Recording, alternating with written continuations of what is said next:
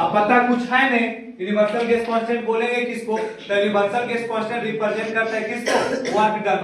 किसको रिप्रेजेंट करता है? Work done. और वर्क डन किसका होता है? गैस का, जो किसके थ्रू करता है? पर केल्विन और पर मोल के द्वारा, पर केल्विन और पर मोल के द्वारा। तो इसको सिंपल लिखिएगा कि द यूनिवर्सल गैस कांस्टेंट, लिखते चलिएगा साथ ही साथ आप लोग, the universal gas constant, the universal gas constant is represented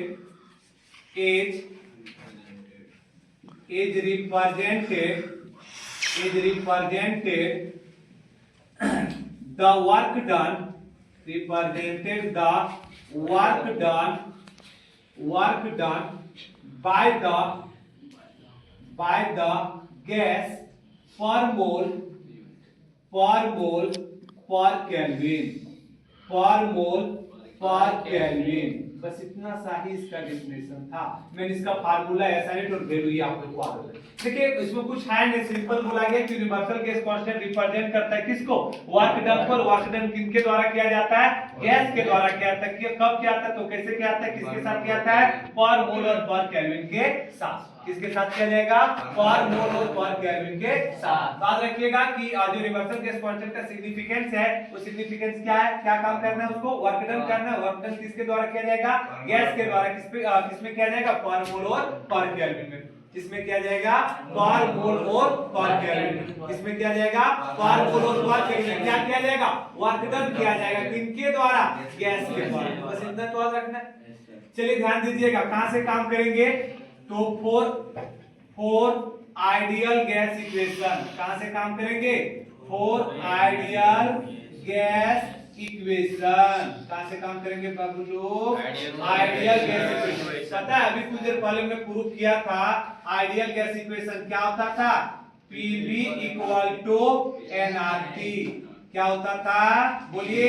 PV equal to NRT. क्या हो जाएगा? PV equal to NRT. पता है आप यूनिवर्सल गैस कांस्टेंट किससे रिप्रेजेंट करते हैं? इसको कैपिटल आर। मतलब आपको किसका वैल्यू निकालना पड़ेगा? Capital R. अच्छा इसको अपने जगह पे रख देंगे, ये दोनों गुना में था, इधर आएगा क्या जाएगा? भागा लग जाएगा। तो भाई आर इक्वल टू आ गया universal gas constant, R equal to क्या आ गया?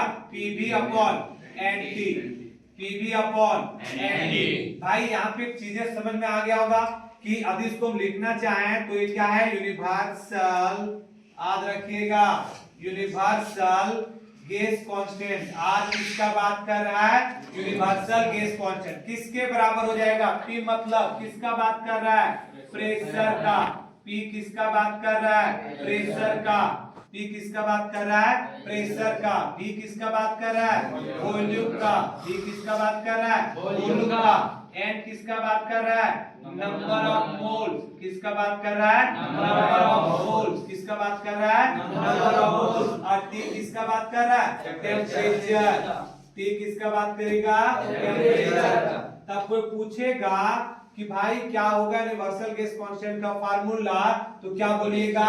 Pressure into volume upon number of moles into temperature. चलिए अब आराम से इसका एसआई यूनिट क्या निकालेंगे? तो इसका एसआई यूनिट निकालेंगे। क्या निकालेंगे हम लोग? SI unit. क्या निकालेंगे? I unit. क्या निकालेंगे? ध्यान दीजिएगा, क्या निकालेंगे?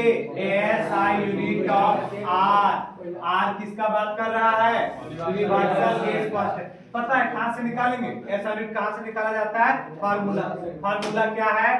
Pressure into volume upon number of moles into temperature. तो भाई बोलिए प्रेशर का एसआई यूनिट किसी को याद है?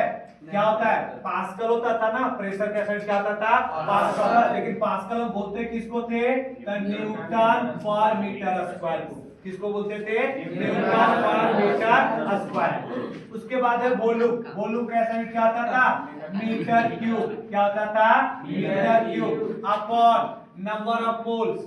मोल्स का मोल ही होता था। क्या होता था? मोल का क्या होगा?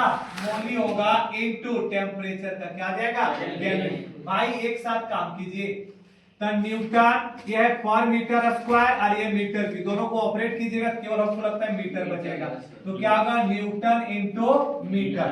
ये नीचे वाले को ऊपर ले जाओ, नीचे वाले को ऊपर, तो हो जाएगा क्या? पर मोल और क्या आ जाएगा पर केल्विन। और हम लोग पढ़े थे पता है न्यूटन इंटू मीटर को जूल बोला जाता है। न्यूटन इंटू मीटर को क्या बोला जाता है जूल। तो एक साथ लिखेंगे क्या आ जाएगा जूल पर मोल पर केल्विन। वही तो बोला गया कि भाई यूनिवर्सल गैस कांस्टेंट जो रिप्रेजेंट करता है वर्क डन मतलब किसका जूल का और किसके साथ पर मोल पर केल्विन के साथ। वही तो लिखे work done by the gas पर मोल पर केल्विन मतलब वर्क डन यहां पे जूल पर मोल पर केल्विन। आज कीजिए एक साथ मेरे साथ दोहराइए क्या है S I top universal gas constant बोलिए क्या जाएगा जूल पर मोल पर केल्विन। क्या जाएगा जूल पर मोल पर केल्विन। एस आई टॉप इसका यूनिवर्सल गैस कांस्टेंट फिर से बोलिए क्या जाएगा जूल पर मोल पर केल्विन। क्या जाएगा जूल पर मोल पर केल्विन। कोई दिक्कत सीजीएस क्या निकालिएगा सीजीएस ये भी याद रखिएगा क्या निकालिएगा सीजीएस। बोलिए सीजीएस क्या हो जाएगा। अब हम लोग निकालेंगे क्या CGS unit of universal gas.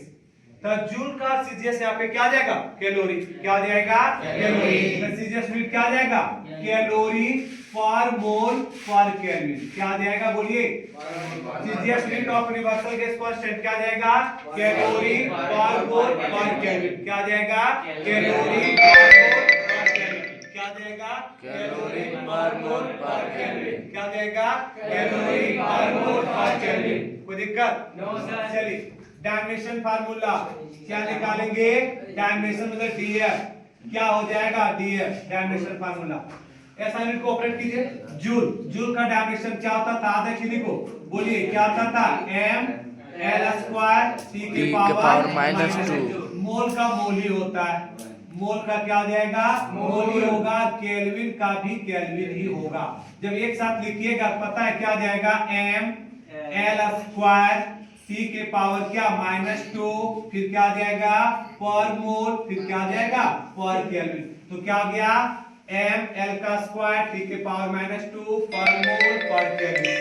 अब इसका वैल्यू ये वैल्यू बहुत बार पूछा गया है ना। तो क्या लिखेंगे कि द वैल्यू ऑफ r और ये r जो निकाला गया था एसटीपी पे निकाला गया था। किस पे निकाला गया था एसटीपी पे। और इसको जो कैलकुलेट किया गया था r का मान वो रख लीजिएगा कितना आया था 8.31। आगे कीजिएगा कितना आया बोलिए 8.31। क्या आया था 8.31। क्या था 8.31। किसके साथ रहेगा जूल पर मोल पर केल्विन। किसके साथ रहेगा जूल पर मोल पर केल्विन। तो जो वैल्यू होगा यूनिवर्सल गैस कांस्टेंट बहुत बार इसको पूछा गया रख लीजिएगा क्या आ जाएगा बोलिए value of universal gas constant मेरे साथ बोलिए क्या है 8.31 जूल पर मोल पर केल्विन। फिर से बोलिए क्या आ जाएगा 8.31 जूल पर मोल पर केल्विन। फिर से बोलिए क्या आ जाएगा 8.31 जूल पर मोल पर केल्विन। आज के लिए इतना